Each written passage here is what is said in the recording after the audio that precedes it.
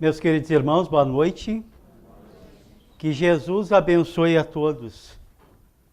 Aquela manhã enfeitava-se de muita alegria e sol, e as ruas centrais de Cafarnaum estavam repletas de uma grande multidão que acompanhava aquele homem estranho, aquele homem que vinha falar de amor, que vinha falar sobre um reino dos céus, que vinha falar de paz, vinha falar do perdão. Aquele homem que usava um cabelo comprido, a nazareno, barba no rosto, e um olhar tranquilo, dizendo da sua elevação espiritual. Então, Cafarnaum recebia aquela manhã a visita do Cristo. Cafarnaum, aquela cidade bastante simples, formada basicamente por pescadores e por pequenos agricultores. E como era comum ocorrer, grande multidão assistia ao mestre. E ele falava então, dando os seus ensinamentos.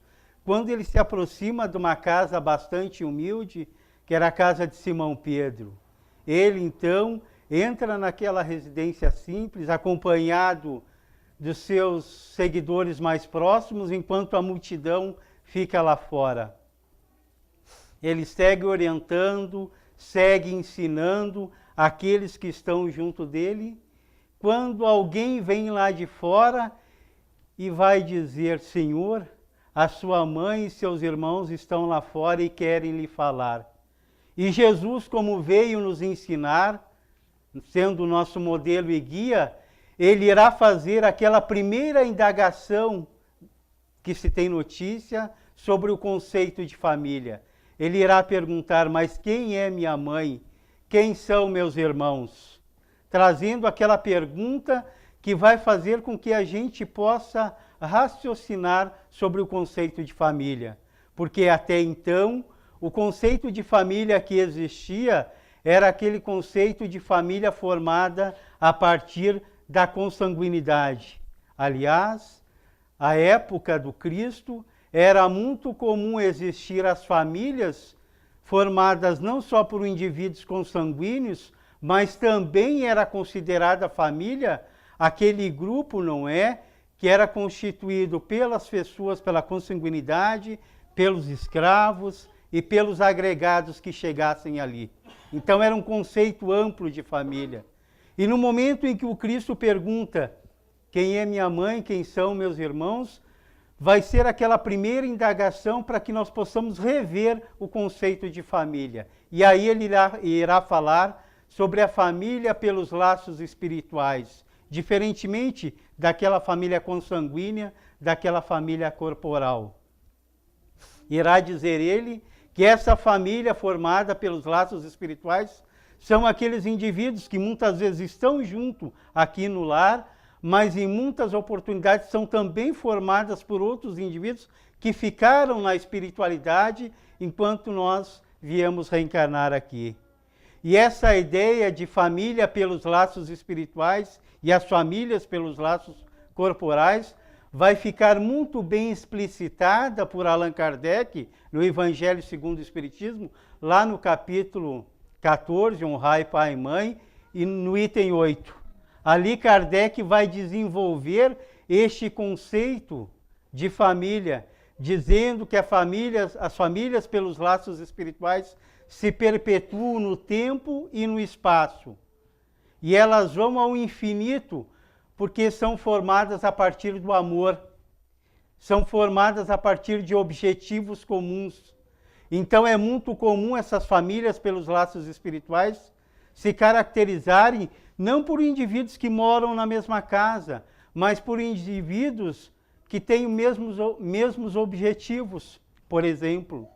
Então, muitas vezes é bastante comum nós termos até alguma dificuldade com algum familiar consanguíneo nosso que está lá na nossa casa e temos uma afinidade maior, bem mais ampla, com alguém, por exemplo, do centro espírita, com algum vizinho, com algum outro companheiro que nós conhecemos. Por quê? porque em muitas oportunidades este indivíduo, que nós temos uma afinidade grande e que não está lá dentro da nossa casa, é aquele mesmo indivíduo que faz parte da nossa família pelos laços espirituais.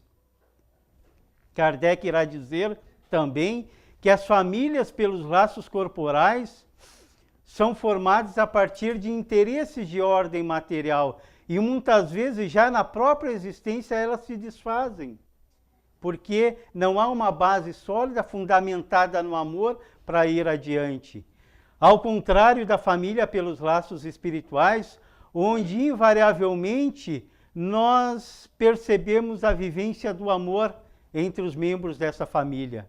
E muitas vezes é bastante comum nós dormirmos à noite, não é?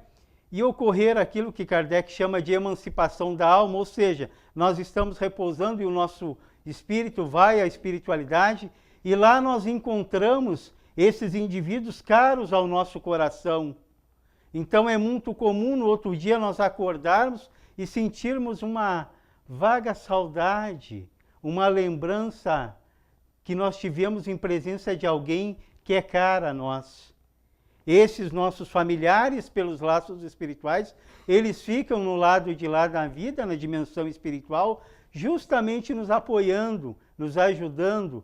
E nos momentos, às vezes, em que as dificuldades são maiores, nós aproveitamos o momento do sono para nos encontrarmos com essas criaturas. Allan Kardec, na questão 775 de O Livro dos Espíritos, refletindo ainda sobre a questão familiar, irá dizer, não é, ou perguntar qual seria para a sociedade o resultado do relaxamento dos laços de família.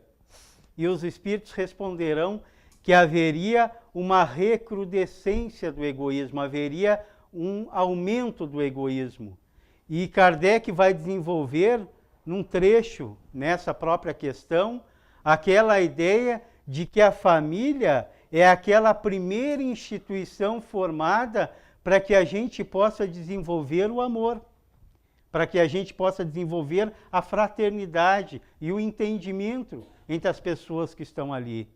Joana de Ângeles, num livro chamado Amor, Imbatível Amor, através da mediunidade de Divaldo Pereira Franco, irá também se referir a esta questão, dizendo que é no lar, aquele núcleo, não é, aqui na Terra, onde nós vamos estar em presença, muitas vezes, daqueles espíritos em que nós já consolidamos o afeto em existências anteriores, consolidamos o amor, o entendimento, mas não raro aqui na Terra, no lar também vai ser o ambiente onde nós iremos conviver com aqueles nossos desafetos, com aquelas criaturas em que nós criamos dificuldades lá no passado, ou seja, com aquelas pessoas que muitas vezes nós, de um modo invigilante, deixamos crescer o ódio, o rancor, a dificuldade.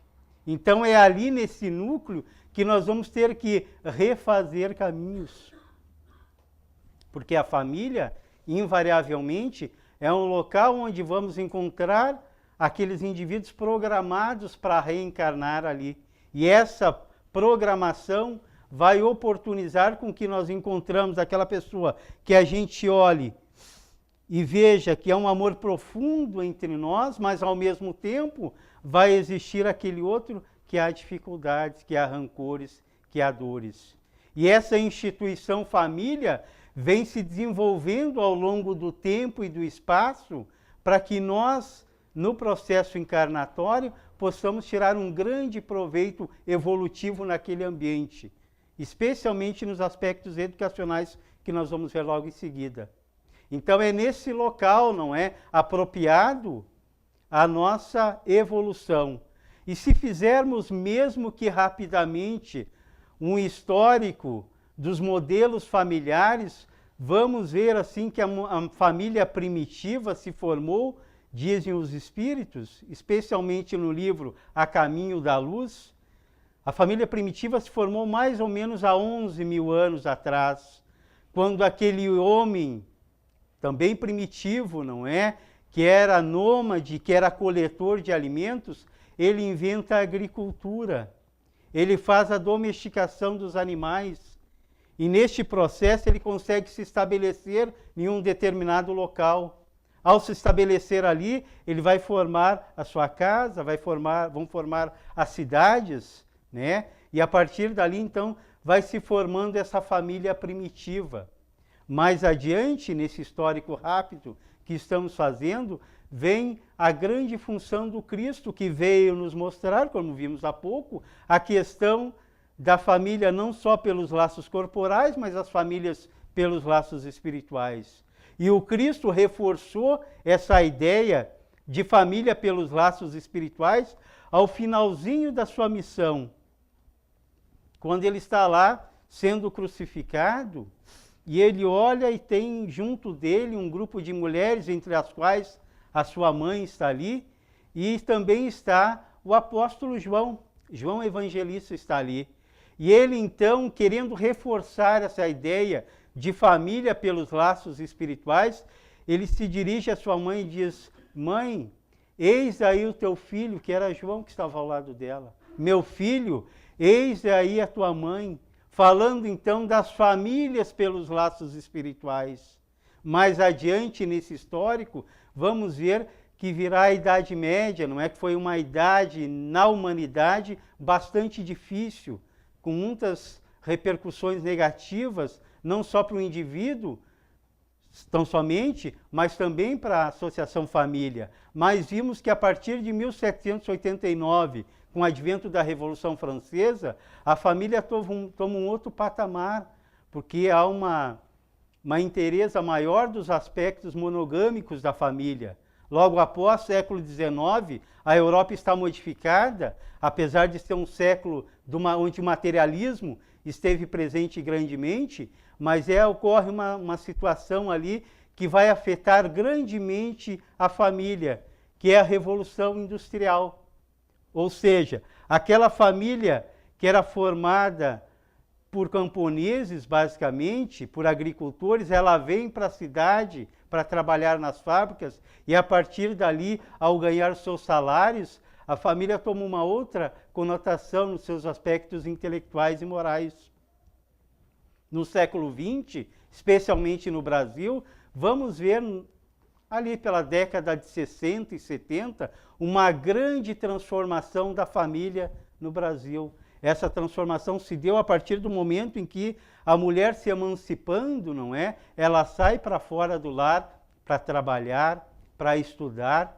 Então a mulher que sempre foi a educadora do filho, enquanto o pai foi o provedor, porque era uma família basicamente patriarcal, a mulher então sai para fora, não é? E começa a haver uma terceirização do aspecto educacional das nossas crianças, não é? Então se terceiriza a mulher que por natureza, pela sua sensibilidade, ela é educadora por natureza, ela transfere essa tarefa educativa para as escolas, para as creches, né? Para as escolinhas. E neste mesmo momento surge uma outra grande educadora aqui, entre aspas, não é? Que foi a televisão.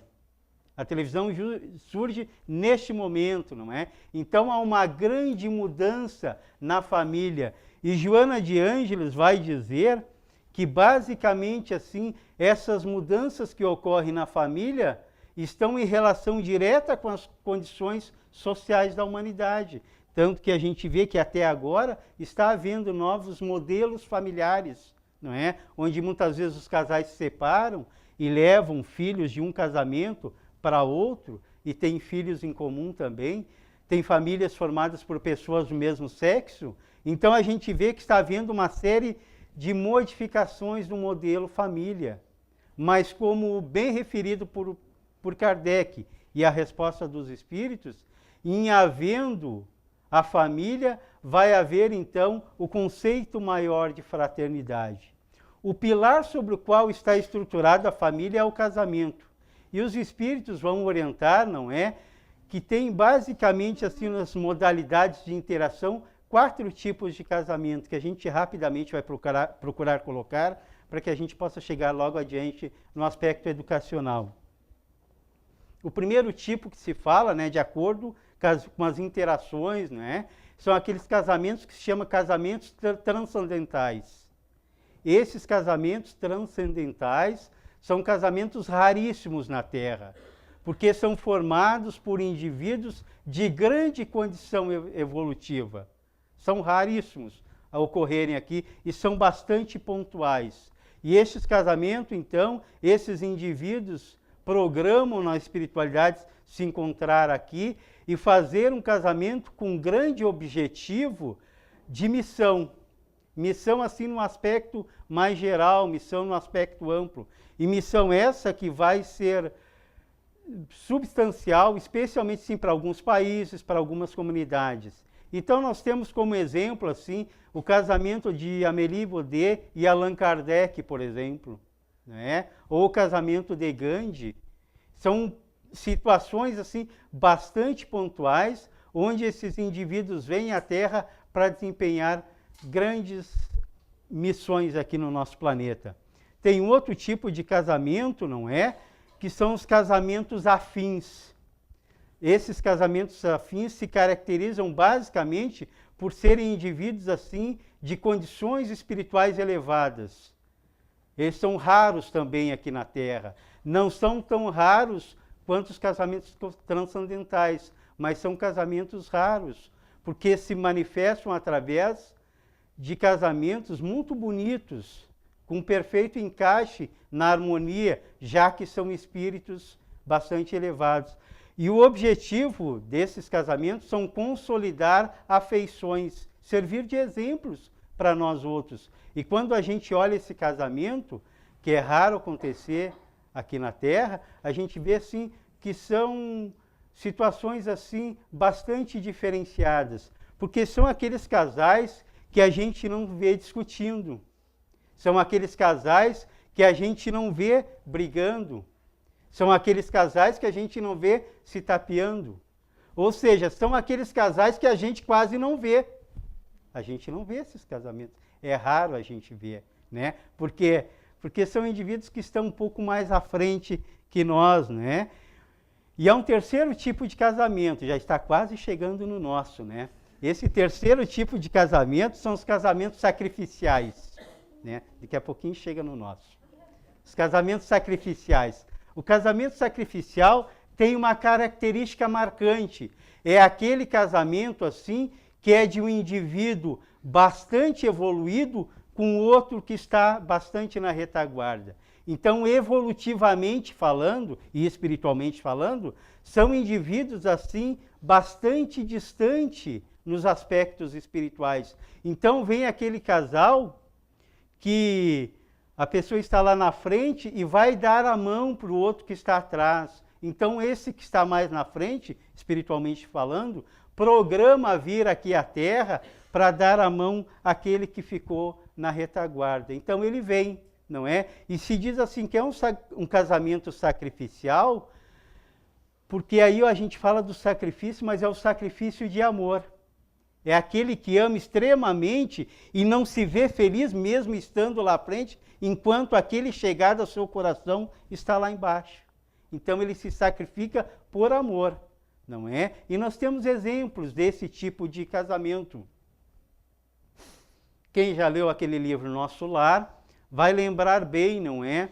Daquela passagem em que André Luiz já está lá na colônia espiritual, está se recuperando, e ele recebe a visita da sua mãezinha, não é? É uma passagem assim de bastante emoção no livro, né? Então ele recebe e depois ela vai mais algumas vezes e ao final, num dos últimos encontros, ela vai dizer assim, ó, eu vou reencarnar. E André Luiz não entende porque ela está numa posição espiritual bastante elevada. Ele está ali, né, naquela posição intermediária, mas ela está muito elevada. E ela diz assim, eu vou reencarnar porque o seu pai, se referindo ao pai de André Luiz, o seu esposo, não é? Está lá no umbral e eu vou resgatá-lo lá formando um novo lar. Ou seja, esse é o casamento sacrificial, de alguém que ama imensamente e quer estender a mão para o outro. Um outro livro belíssimo que fala sobre o casamento sacrificial é aquele romance histórico, e quem não leu ainda leia, chamado Renúncia. Livro belíssimo. Ali tem um casamento também sacrificial. Quando logo no início do livro, não é, relata aquela personagem que está lá nas mais altas esferas espirituais, enquanto um querido seu está lá numa situação muito difícil, né? Então ela e até os companheiros não entendem como é que ela sai daquele local para reencarnar na Terra na Idade Média, uma idade difícil para qualquer indivíduo que estivesse a Terra. E ela vem, não é por amor, aquela criatura que ela ama profundamente.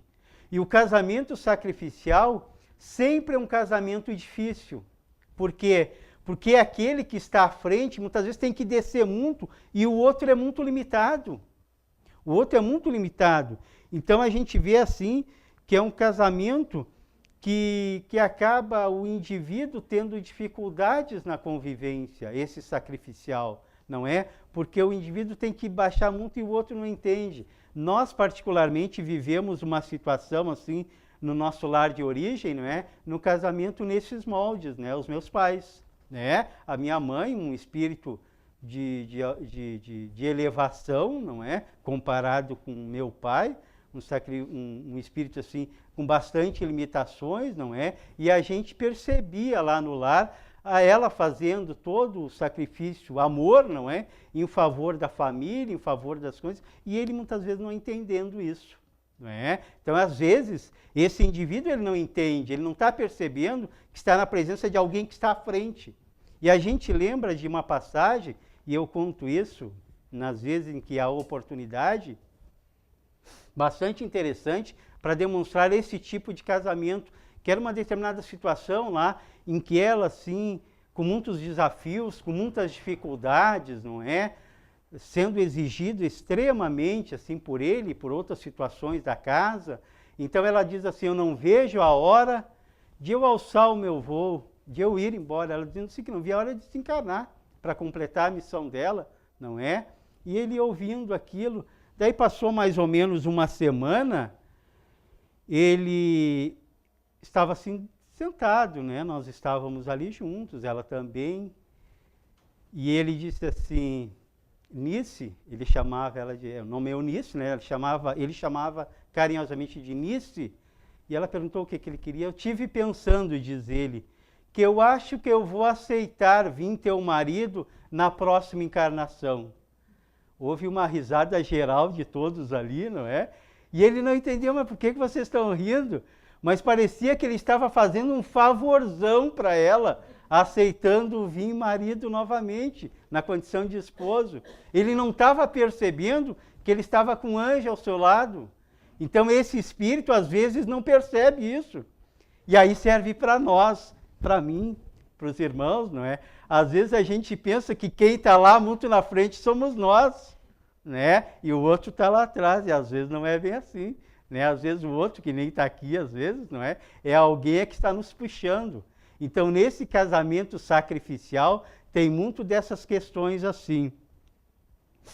E tem o quarto tipo. Bom, se nós escapamos do terceiro tipo, do quarto tipo, a gente não vai escapar. É o casamento provacional, não é? Esse casamento provacional são duas almas atrapalhadas, duas almas com dificuldades, que brigam dia sim, dia não, no terceiro faz as pazes, que discute milimetricamente por qualquer assunto, que tem dificuldades, e que são almas, a grande característica desse tipo de casamento é que são almas do mesmo nível, Mas interessante que quando a gente vai conversar com essas pessoas, a gente conversa com um deles, né? E ele vai dizer algo assim, a gente vai dar razão para ele, tens razão.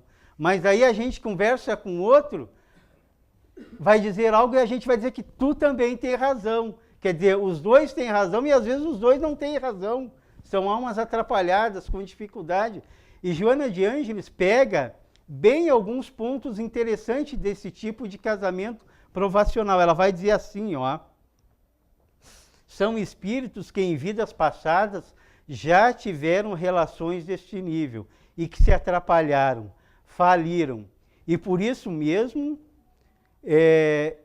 quando se reencontram, vem dentro dela, no inconsciente do indivíduo, né, um grande sentimento de cobrança um do outro, ou sentimento de culpa. E aí ficam nessa relação difícil. Então são aqueles reencontros, né, daqueles espíritos que já viveram junto lá no passado e se comprometeram lá um com o outro. E vai dizer mais ela assim, ó, este casal se estabelece em reencontro com o objetivo de progredirem, ambos se perdoarem, ambos se ajudarem, ambos terem paciência um com o outro, porque os dois têm o mesmo nível evolutivo, né? E às vezes também acontece algo interessante. Eles estão com dificuldade, a gente vai falar com um e um dá a versão dele, dá aquela versão. Daí quando a gente vai falar com outro, dá outra versão, parece que eles estão falando de casamentos diferentes, porque cada um tem a sua versão, não é? E muitas vezes um vai cobrar do outro exatamente a área que se sentiu atingida. Um cobra do outro exatamente aquela área que se sentiu atingida. Então, nesse nível de interação, é comum a gente ver, por exemplo, a questão do ciúme, né? A questão do ciúme. Por quê? Porque no passado, muitas vezes, não é? Tiveram dificuldade no relacionamento, na fidelidade, então vem dentro de si uma dificuldade de culpar, de cobrar do outro, né? Então, por exemplo, pode ser ao contrário, mas vou dar o exemplo assim da mulher ter ciúme, poderia ser ao contrário.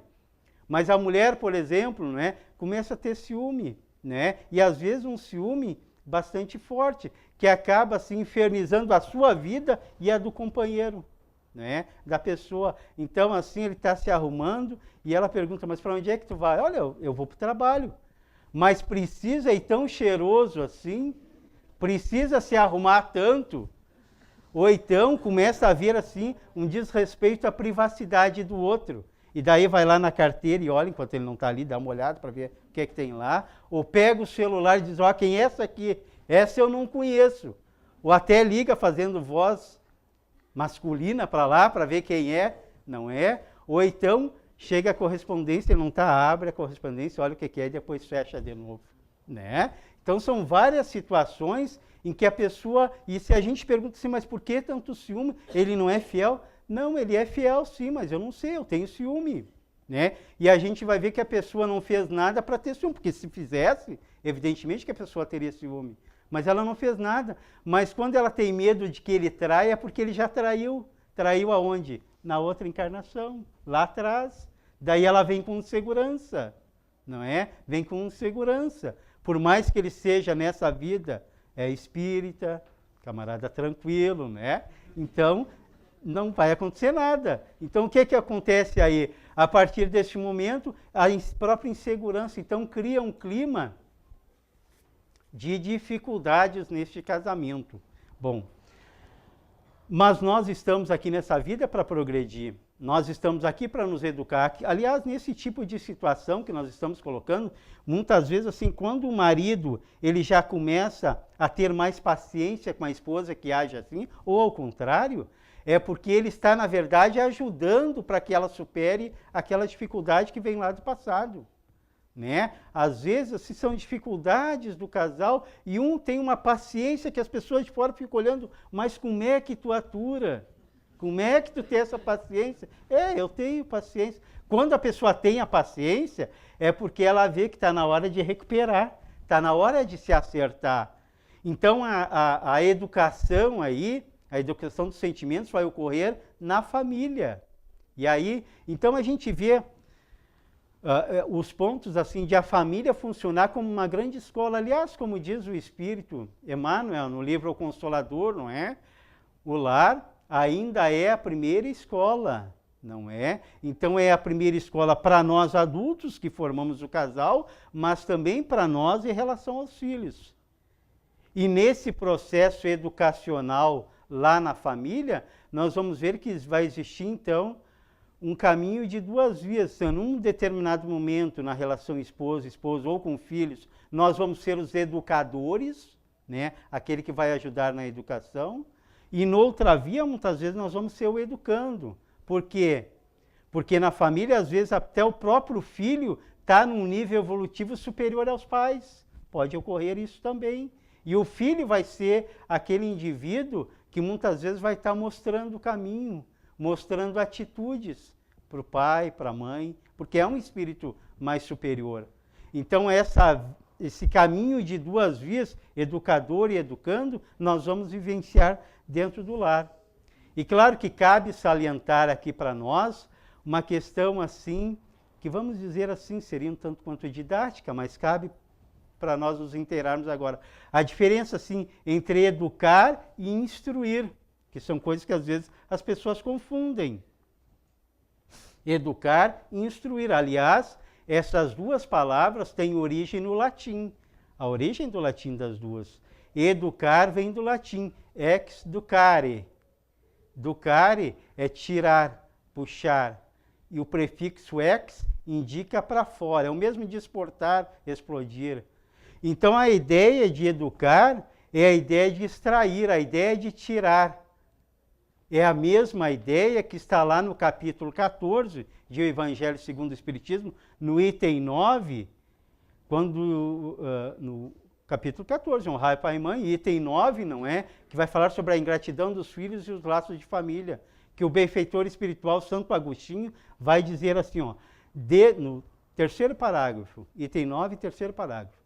Desde cedo devemos observar a nossa criança, para que possamos extrair dela aquilo que ela tem para poder educá-la. Então, o que vai ocorrer a partir daí? A educação não vai ser um processo igual para os nossos filhos, porque se nós temos mais de um filho, nós temos que observar a nossa criança para, a partir daí, empreender o princípio educacional dela. Então, muitas vezes, se nós temos mais de um filho, se um filho é calmo, tranquilo, o outro é mais agitado, tem mais dificuldades, nós não vamos prender a mesma educação, porque senão nós vamos estar prejudicando um deles. Se um é extremamente egoísta, a criança é por natureza egoísta, mas se um é extremamente egoísta e o outro é altruísta, como é que nós vamos educar igual se eles são diferentes? Então, cada filho a gente educa de acordo com a condição dele.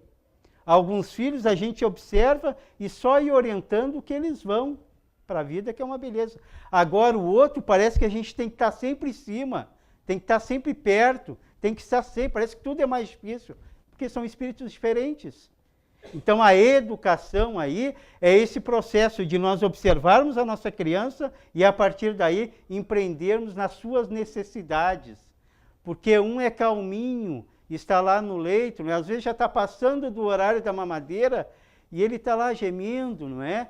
Se a gente não se dá conta que está na hora, enquanto o outro nem chegou no horário da refeição, ele já está aos gritos, né? Diferente. Algum deles a gente pega no colo, ele se alinha quietinho, outro a gente pega, ele já empurra, arranha.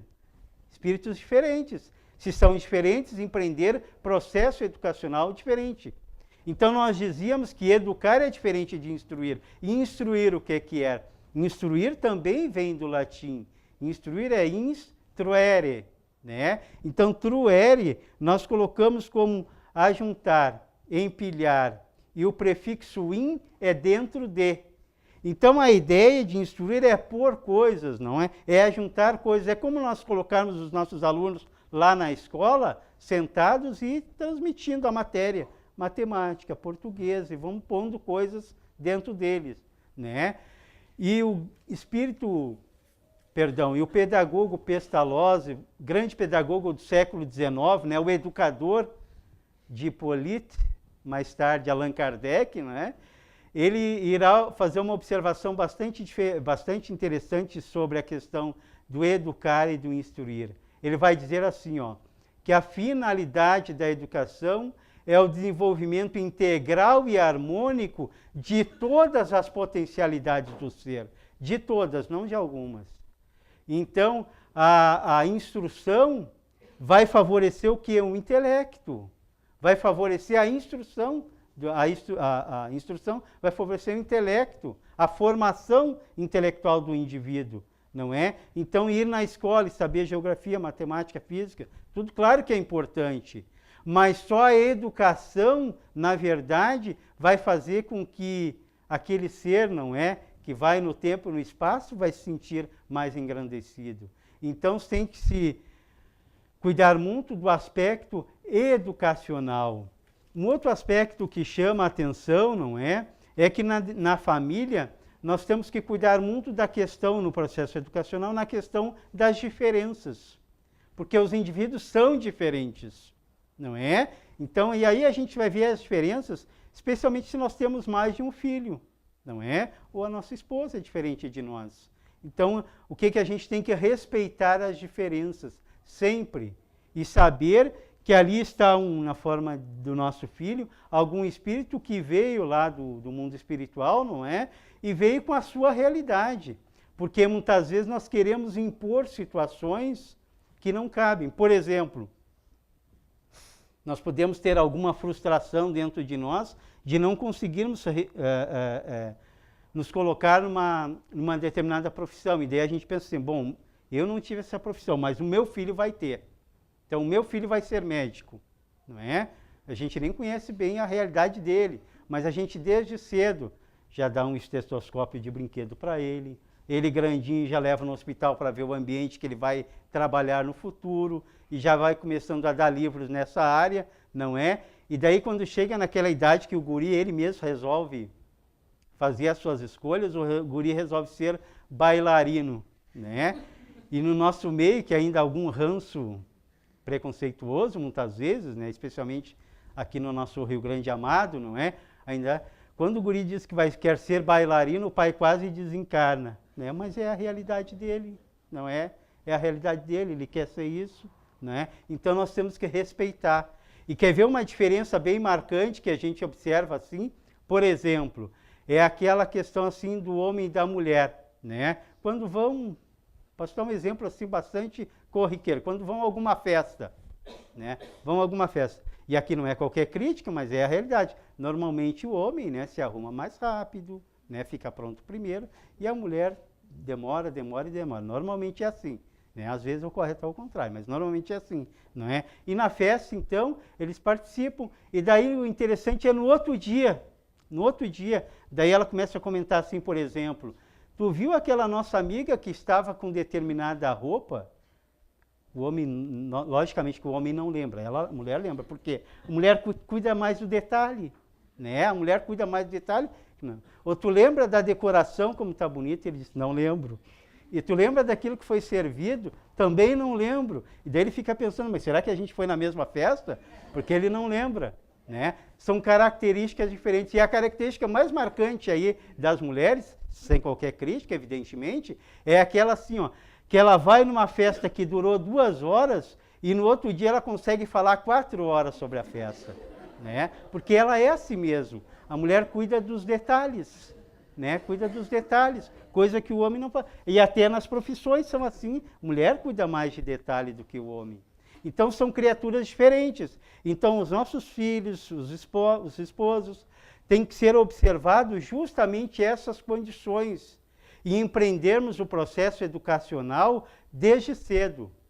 Foi perguntado oportunamente para Maria Montessori, né, a italiana, que era médica, era pedagoga, era educadora, e tinha lá na Itália um lar só de crianças. Não é?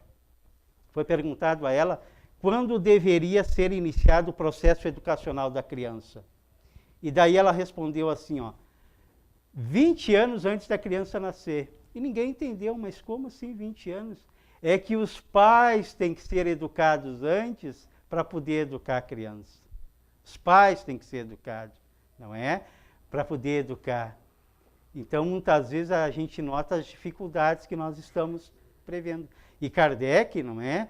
Pegou muito bem essa questão educacional na questão 383 do Livro dos Espíritos, quando ele pergunta por que, não é, do espírito reencarnante passar pelo estado de infância, né? Dizendo, né, que a nossa infância, nós humanos, é a maior infância que existe nos reinos animais. E os espíritos irão responder que é justamente nesse momento, né, na primeira, segunda e terceira infância, que aquele espírito reencarnante está em melhores condições para empreender o seu processo educacional, ou seja, para assimilar a educação.